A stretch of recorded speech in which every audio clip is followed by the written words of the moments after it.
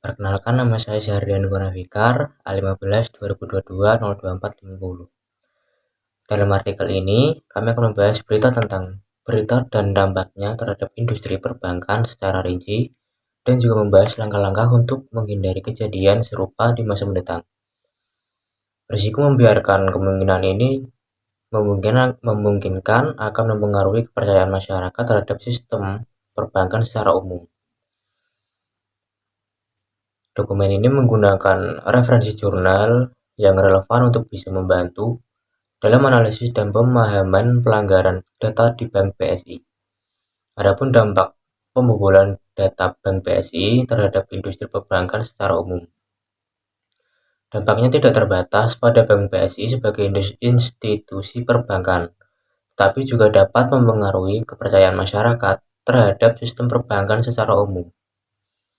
Dengan menganalisis latar belakang pembobolan data Bank BSI dan merujuk referensi jurnal yang relevan, artikel ini bertujuan untuk memberikan pemahaman yang lebih mendalam tentang kejadian tersebut dan pentingnya menjaga keamanan data di sektor perbankan. Selain itu, artikel ini juga membahas langkah-langkah yang dapat dilakukan untuk meningkatkan keamanan data dan mencegah kejadian serupa di masa mendatang.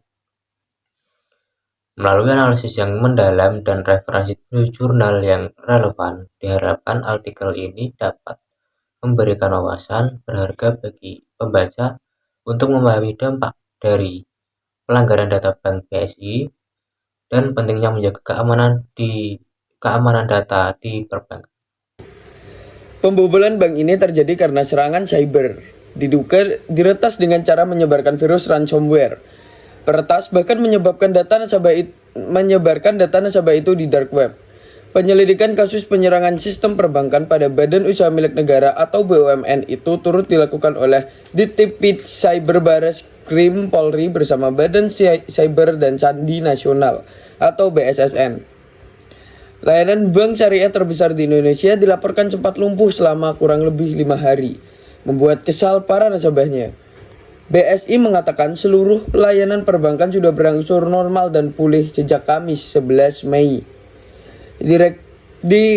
Direktur Utama BSI, Heri Gunardi, pada Sabtu 13 Mei mengatakan gangguan di banknya telah dapat dipulihkan segera. Ia juga menambahkan prioritas utama kami menjaga data dan dana nasabah. Meski demikian, menurut Kepala Lembaga Riset Keamanan Cyber CISSRIC, Dr. Pratama Persada, sistem perbankan cyber bank-bank di Indonesia tidak kuat.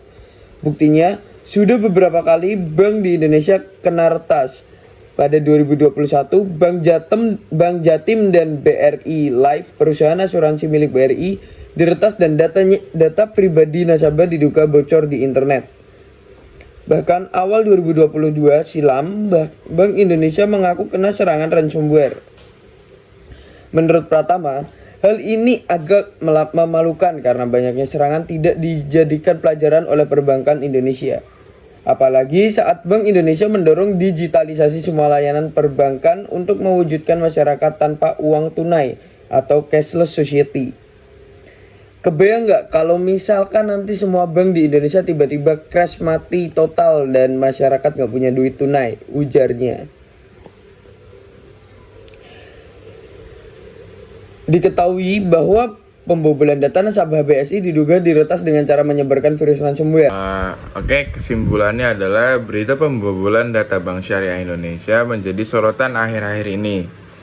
Kasus tersebut menimbulkan kekhawatiran tentang keamanan data nasabah dan integritas sistem perbankan. Dalam artikel ini, kami akan membahas berita dan dampaknya terhadap industri perbankan secara rinci, dan juga membahas langkah-langkah untuk menghindari kejadian serupa di masa mendatang.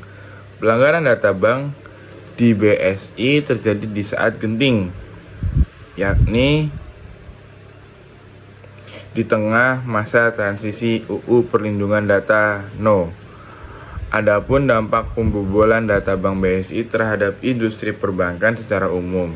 dengan menganalisis latar belakang pembobolan data Bank BSI dan merujuk referensi jurnal yang relevan. Artikel ini bertujuan untuk memberikan pemahaman yang lebih mendalam tentang kejadian tersebut dan pentingnya menjaga keamanan data di sektor perbankan. Pembobolan bank ini terjadi karena serangan siber, diduga diretas dengan cara menyebarkan virus ransomware. Diketahui bahwa pembobolan data nasabah BSI diduga diretas dengan cara menyebarkan virus ransomware. Ada juga menuturkan kedua lembaga tersebut bekerja sesuai tugas pokok dan fungsi dalam penyelidikan yang berjalan. Kurang lebih mohon maaf. Assalamualaikum warahmatullahi wabarakatuh.